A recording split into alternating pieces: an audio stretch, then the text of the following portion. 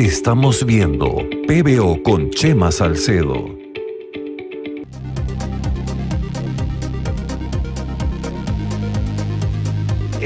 El doctor César Bazán, decano del Colegio de Abogados de Lima. ¿Cómo está usted, doctor? Buenos días, Chema. Bien, estamos iniciando el 2023. Iniciamos un año que va a tener unos ribetes jurídicos insospechados para muchos, seguramente. Sí, porque ahora se tiene que terminar de discutir el adelanto de elecciones, las condiciones en las cuales éstas se van a realizar, el cierre del registro electoral, la inscripción de los candidatos y de los partidos, etcétera. Trabajo hay bastante para todo el año. Hay bastante trabajo. Lo vi ayer en la juramentación de la fiscal de la Nación. Sí, teníamos que estar ahí, primero claro, porque es una institución de la Constitución, y segundo porque está realizando un magnífico trabajo. Tremendo trabajo. Y se ha enfrentado inclusive al Poder Ejecutivo para realizar bien su actividad de fiscalización. Oiga, ha funcionado el sistema legal peruano el 7 de diciembre. Claro que sí. Funcionó. Ha funcionado plenamente, porque ninguna autoridad, lo que tenemos nosotros es un equilibrio de poderes, poder legislativo, poder ejecutivo y poder judicial. Ninguno puede dominar a los otros. Y el presidente de la República disolvió el Congreso de la República. Que no lo siguieran fue otra cosa, claro. Pero que él lo disolvió, lo anunció y inclusive decretó el toque de queda y otras disposiciones más. Pero el Congreso de la República, siguiendo las normas constitucionales, declaró la vacancia y por lo tanto se nombró a la vicepresidenta como presidenta constitucional de la República, que es lo que, así como se le está llamando en todas estas ceremonias después de Año Nuevo. Presidenta constitucional de la República. Lo que es en este momento. Bueno, y los recortes de los mandatos prácticamente en los que estamos embarcados significan un movimiento legal, etcétera, político por supuesto, pero que tiene ribetes legales importantes. Uno, hay que ratificar la votación. Sí, claro. En la siguiente legislatura. Sí. ¿Se hará? ¿Lo harán? Por lo visto sí, porque parece que sí. Sí, porque ya están comprometidos. Además, el hecho mismo del golpe de Estado del expresidente Castillo ha hecho que sus propios congresistas le den las espaldas y voten o se abstengan de votar. Aunque le voy a decir que alguno está diciendo que eso no fue un golpe, fue simplemente una opinión. Como si yo hubiese dado mi opinión. Pero él tiene la autoridad. Claro. Que una cosa es opinar de usted o la mía, o de cualquiera de los ciudadanos. Otra cosa es que el jefe de las Fuerzas Armadas por la Constitución es el presidente. Y el presidente dispuso la disolución del Congreso. Eso no es una opinión, eso es una orden.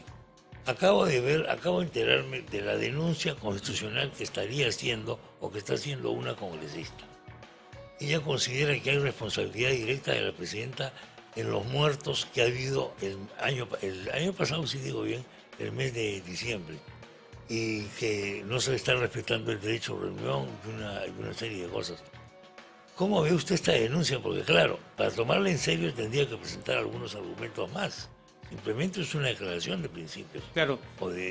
Eso es una opinión, quiero decir. Sí, como usted lo señala, para tomarla en serio habría que tener un fundamento jurídico adecuado y condecir con la realidad.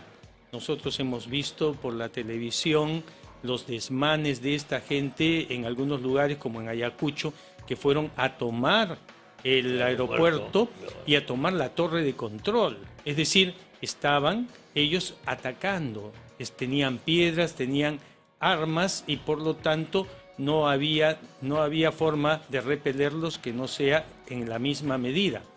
Ahora, no se exige en esos casos que si uno está con una piedra, el otro también tenga que estar con una piedra. No, pues, si es parte de la Fuerza Armada o policial, tiene su arma de reglamento. Si el otro está atacando, tiene la autorización necesaria por la ley para defenderse y para resguardar la seguridad pública. Por lo tanto, ahí no hay lugar a ningún tipo de denuncia de esta naturaleza. Por lo tanto, no hay que tomar en serio unas cosas como las que se están afirmando en esta denuncia constitucional. Un comprensible carácter político, por llamarlo de alguna manera. Más niños en escena. Eso es preocupante. Oiga, ¿qué le parece? Sí, me parece que la fiscal de la Nación está haciendo un trabajo muy, muy serio y poniendo en evidencia todas estas cosas que venían pasando ante el Congreso de la República, generadas por el mismo Poder Ejecutivo, que en verdad tapaba todo. Ahora que no tienen esa autoridad empiezan a salir, y ya son 18, lo que quiere decir que está justificado por qué tenían la seguridad que no iban a conseguir los votos suficientes para poderlo vacar. Lo inexplicable es su desesperación en dar ese golpe de Estado. Pero a todas estas personas que están siendo involucradas hay que investigarlas, porque Sí. son delitos, Sí. son acciones fuera de la ley y por lo tanto hay que procesarlas y se dictarán las medidas del caso. Lo que sí sería importante es que ninguno de estas personas, ninguno de estos congresistas pueda votar en Ajá. causa propia dentro del Congreso. O sea, si se forma una comisión investigadora, ellos no pueden formar parte de la comisión investigadora. Si esa comisión investigadora tiene que dar un dictamen, ellos no podrían votar en eso, porque no puede ser juez y parte, ellos tendrían que ser interesados. Si hay un acuerdo legislativo, ellos no podrían votar tampoco en eso. Entonces hay que tener claro que estos congresistas Ahora, están ahí disminuidos. Ahí lo que le van a responder es que nadie le puede quitar su derecho al voto, Sí, pero porque han sido elegidos por el pueblo, etcétera, etcétera, etcétera. sí, pero el principio en derecho, en todos los casos y en cualquier parte del mundo, es que nadie puede ser juez y parte. O sea, no me puedo beneficiar de mi propio derecho a votar para favorecerme a mí mismo. Eso no se puede aplicar en ningún lado del mundo. O sea, sería una violación de la igualdad de la ley y ese tipo de... Es una violación de principios legales y principios constitucionales. Efectivamente. Hay una cosa que me sorprende y que no la logro explicar bien. A lo mejor a usted se le ocurre. Varios de los niños pertenecen o pertenecían al partido del señor Castillo. O sea, ¿que necesitaba además comprarlos para eso? O sea, Es que hemos llegado a un nivel de lealtad tan crematística, ¿ya? Tan absolutamente monetaria. si la teoría de la fiscal fuera correcta, entonces estaríamos no ante congresistas simplemente, sino que estaríamos también ante delincuentes. Y la forma de pensar de un delincuente es diferente de la forma de pensar suya, mía o de cualquier otro ciudadano. Entonces ellos están a las expensas de lo que puedan sacar. ¿Se imaginaba usted una situación como la que vivimos el 7 de diciembre, doctor? No, nunca. A nadie creo, yo he preguntado a mucha gente, nadie se imaginaba esto. No, usted recordará ese día, estábamos analizando todos los ciudadanos si se podían o no se podían reunir los votos suficientes para poderlo vacar.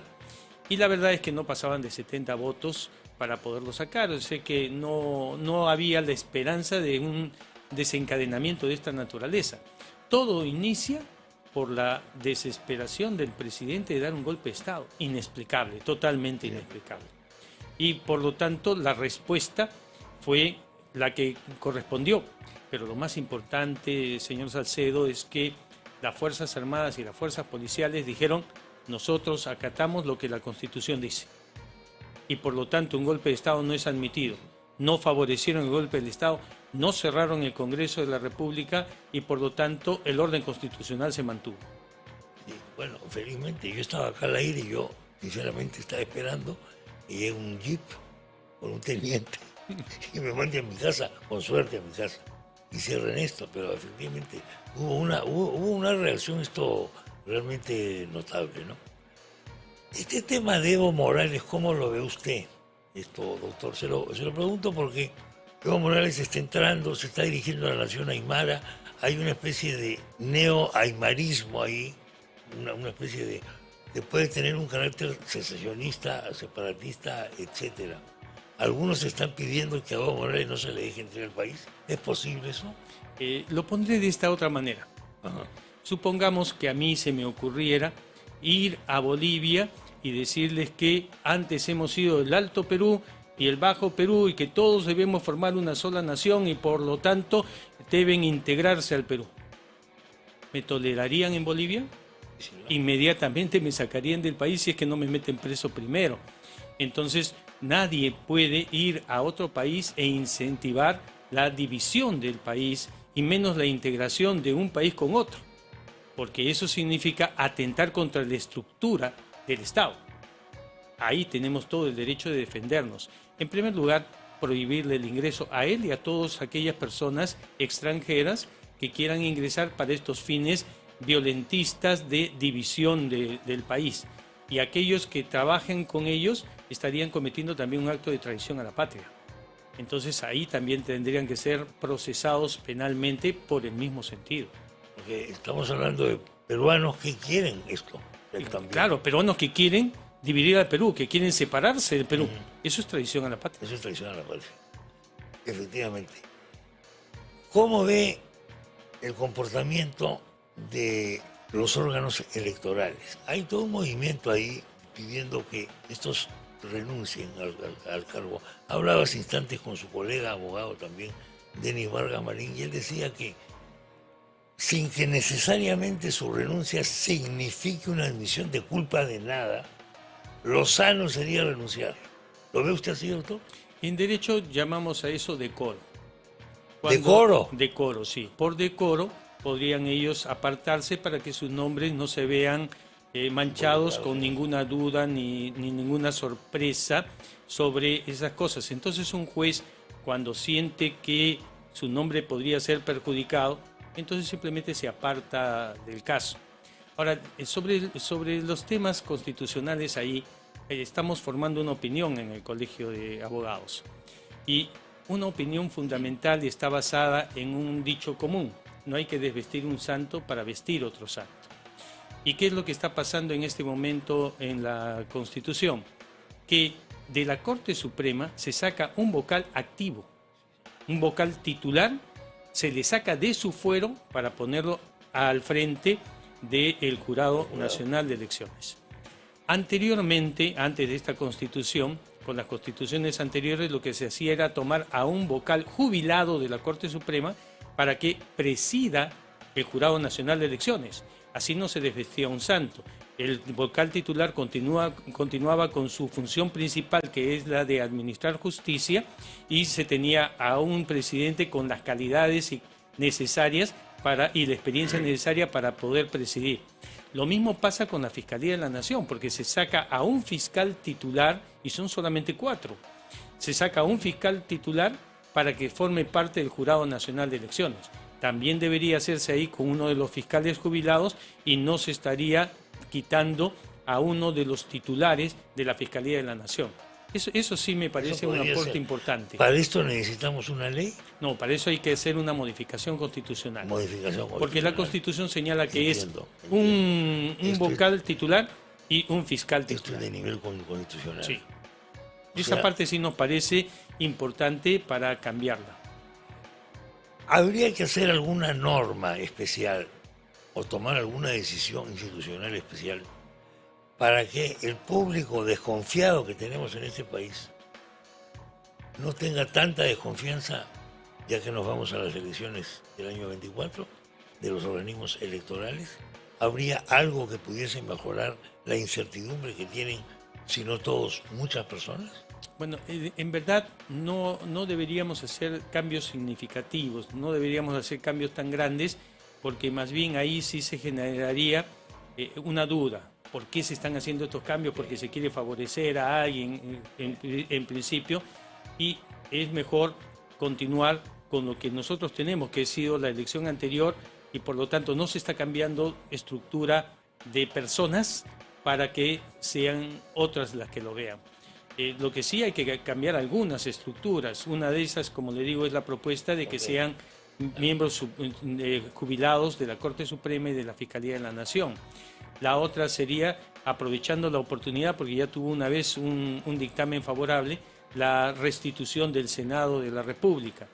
Y simplemente la eliminación de la prohibición de reelección inmediata. También, esas son reformas que realistamente se puede hacer. Sí, y no hay que tratar de abarcar demasiadas reformas, porque si no nos enfrascamos en discutir muchas cosas y no terminamos cumpliendo con los plazos que queremos para llegar al mes de abril del próximo año con las elecciones nacionales.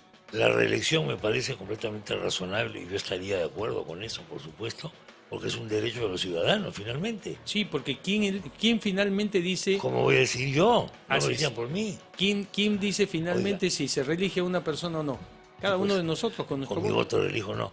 Ahora, es impopular. Bueno, todo lo que es Congreso es impopular. Esa Sí, es la lo verdad. que pasa es que Estadísticamente hablando, Claro. en cuanto a encuestas. no es que la medida sea impopular, los impopulares son los congresistas. Y por ahí va el problema. Pero los congresistas no están ahí porque ellos han querido simplemente estar, sino porque han entrado con los votos. Y entonces este es un problema de educación cívica. Tenemos que aprender a votar, tenemos que aprender a castigar con el voto en contra a aquellos que no queremos que sean reelegidos. Y por lo tanto depende de nosotros y no depende de las leyes. Bueno, sí, pues lo que pasa es que no nos gusta asumir responsabilidades. Ese es Yo otro ya problema. voté, y yo voto por el día. O sea, mi estado de ánimo del día del domingo X, de abril o del mes que sea, eso es lo que va a decidir mi voto. Y mañana ya soy otro, ya no me acuerdo.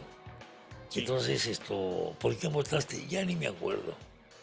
Sí, Voté pues. por una emoción. ¿Esto es una cosa normal o este es un tema educativo? O sea, ¿qué puede hacer la educación por esto? La votación en el Perú es siempre una votación emotiva. Sí. Sin embargo, las consecuencias son reales. Son emotivas Por también. lo tanto, Pueden ser emotivas. sí, también pueden ser emotivas. Pero por lo tanto tenemos que pensar bien por quién nosotros vamos a votar. Y este es un problema de educación cívica.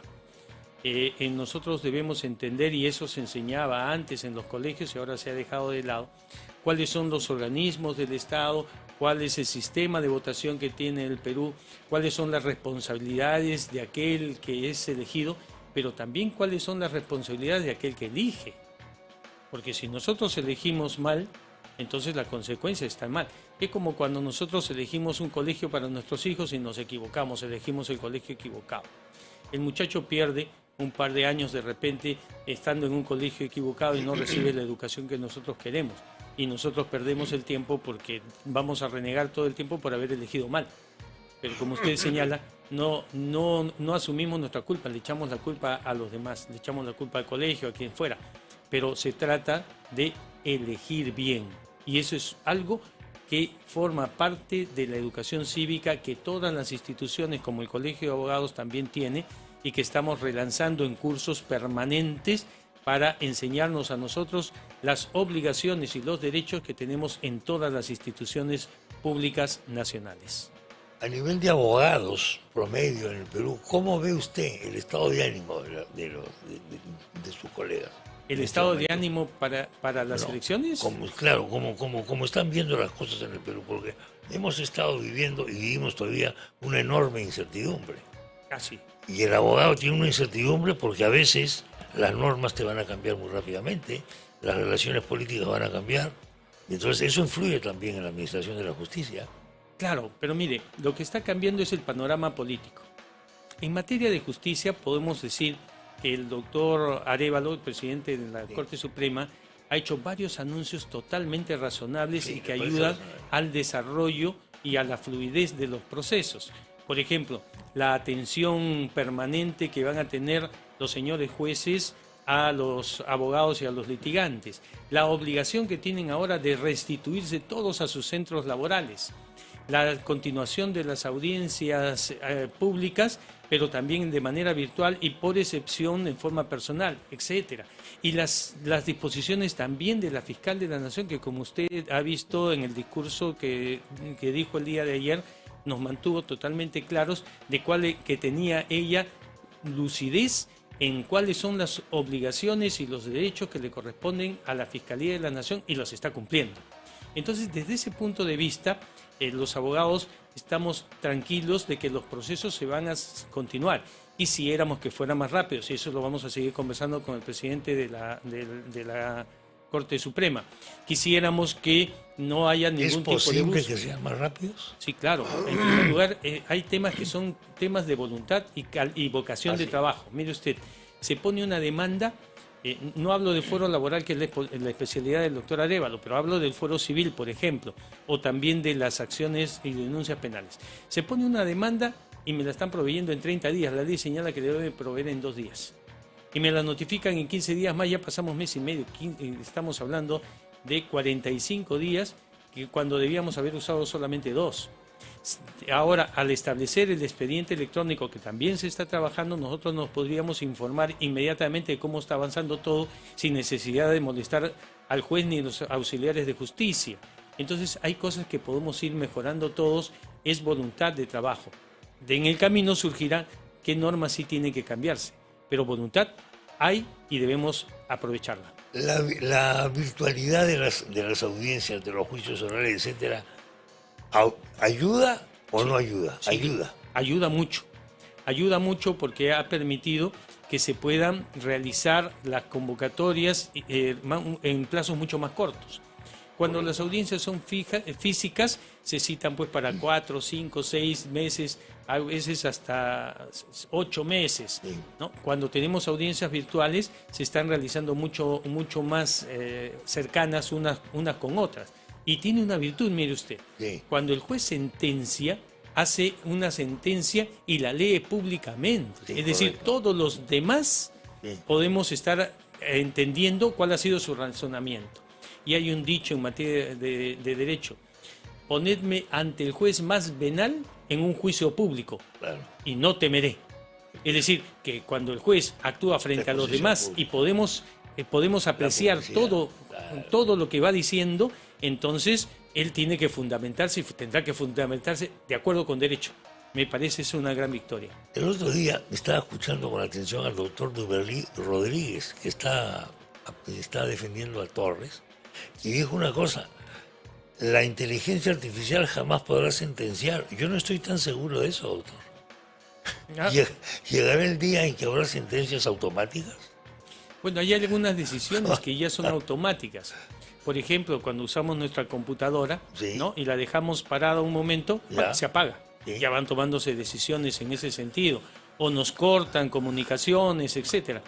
La inteligencia artificial va a ir funcionando, pero el razonamiento jurídico, eso es muy difícil que alguien lo pueda hacer si no es un ser humano. Ha salido ahora un nuevo, a ver si hay que hacer noticias sobre esto, un nuevo programa que escribe cosas. Sí. Por ejemplo, usted le dice: escríbeme un poema al estilo de Neruda sobre el Campeonato Mundial de Fútbol, y escribe. Pero eso es una copia, ¿no es cierto? Está copiando la forma de pensar, el estilo. Está inspirado en eso. Claro. Pero está redactado. Todavía es muy imperfecto. Sí. Pero redacta coherentemente. O sea, escribe mejor que mucha gente que yo conozco.